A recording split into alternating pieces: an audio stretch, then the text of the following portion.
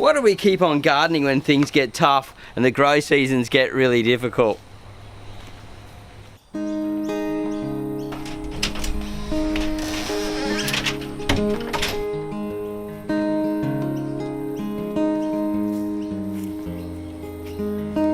A small town in a little oasis where my big dreams were gonna take me places. I would make bets with the rising sun and tell him all I'd done.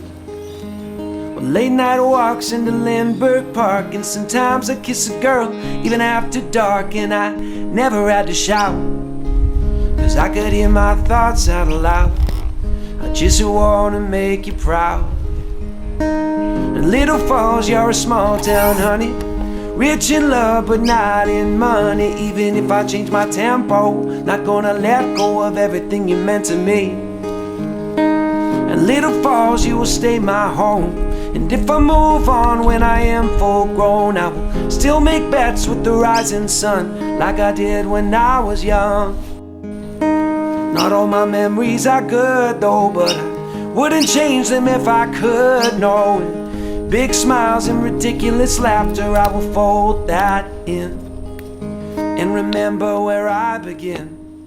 You are my next of kin.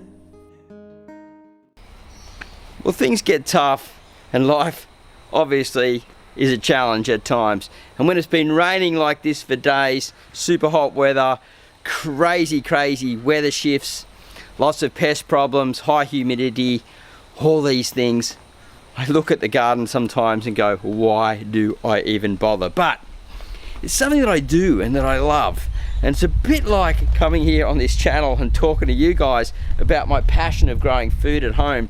A bit like these snake beans that I've got on this second trellis here, and some tomatoes growing beside me, and some sweet basil and different things. I'm having some success. And look, if I had to go sweet basil at the moment and buy some, for that amount there, it'd probably cost me about $12 or even more. And so I'm pretty happy when I come out and pick and go and make a spaghetti bolognese with my own sweet basil. I've run out of cherry tomatoes and all types of tomatoes, got new ones coming on, growing on, and I'm excited to be here. But what I want to know is, are you keeping on gardening? Are you going to keep on growing? Has it been one of the toughest times for you ever on the East Coast or around Australia or in certain parts of the globe? I know it's freezing in some places and steaming hot in others, but it sure has been challenging times for us in many ways.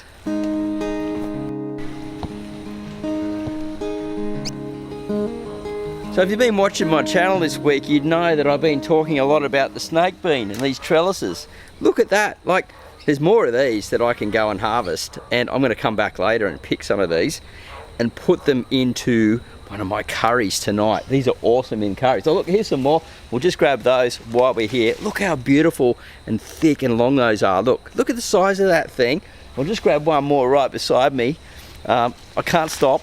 I'm infatuated with the things, and I grabbed that. Oh, that's just a stem there. And look at that. Man, that is fresh food going straight into one of my Indian curries. Gotta love that. I'll snap it in two and fit it into my pocket. And let's get back to talking about why we keep on gardening. Why do we do what we do? Why do we grow what we do? Why do we sometimes grow things out of season and do crazy experiments? Because we can. We like to try it, and if we get some success, we get some buzz out of it. But if we get a failure, it seems to be a bit of a downer at times, yeah?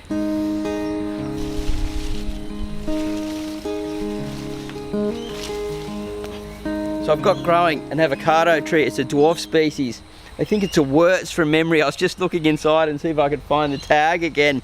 But I love this tree. I love avocados, but they don't grow in clay soil, and predominantly this is clay soil here. So I've raised it up in this garden bed, and it seems to be doing okay for now. Hasn't got any phytophthora problems, which is a little eelworm that moves around and gets into the roots when it's really wet and eats the roots back, and then you get this brown tipping all over it. Now, I believe it's going to be at least, oh, yay big by the time it sort of starts fruiting up, and I'm really stoked to get my first harvest of avocados. And if it gets and lasts through this wet season, well, we know I'm pretty sure I'm on a winner, but you never know. I'm not growing in sand, I'm not growing in deep red clay soils, which they say 2 meters. I'm pretty sure with this type, being a dwarf, I'd only need 1 meter of good drainage. So we'll just have to wait and see.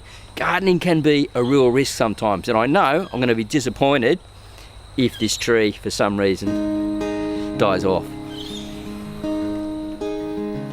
We're in the darker part of the garden, up in the back corner, and that's the corner row. Running right down the fence is my permaculture sort of windrow food forest type of thing, and it's producing food. We're going to get pumpkins out of there. There's bananas at the back, and still it's all a risk, but we keep taking it and we keep on moving on, because bats, we got heaps of bats in here and they're going to be after my bananas at the back. I know it. So I've got to learn how to bag them off. I've never bagged bananas before, and it's really, really high, this one. I don't even know if the ladder's going to get up there.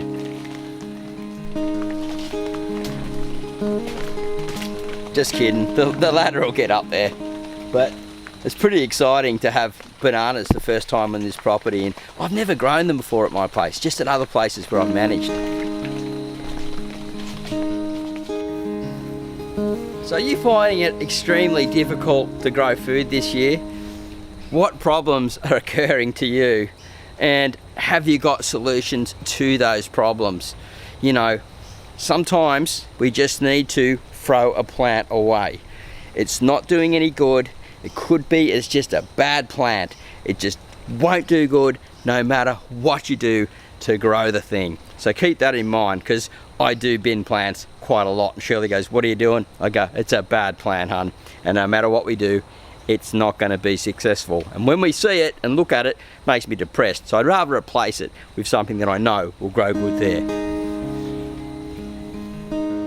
Whew, so it's still raining. We're getting this vlog done. It's been really, really exciting. And we got some tunes for you. Did you like the music? Little Falls by Michael Shines.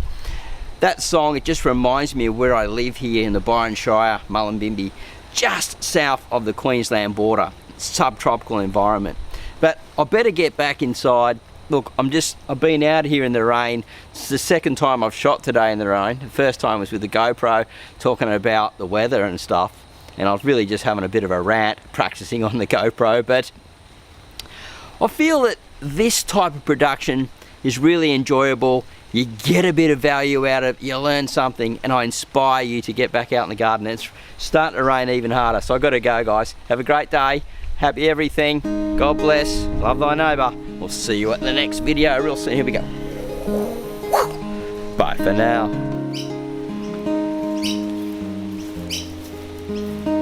A small town in a little oasis where my big dreams were gonna take me places. I would make bets with the rising sun and tell him all I'd done.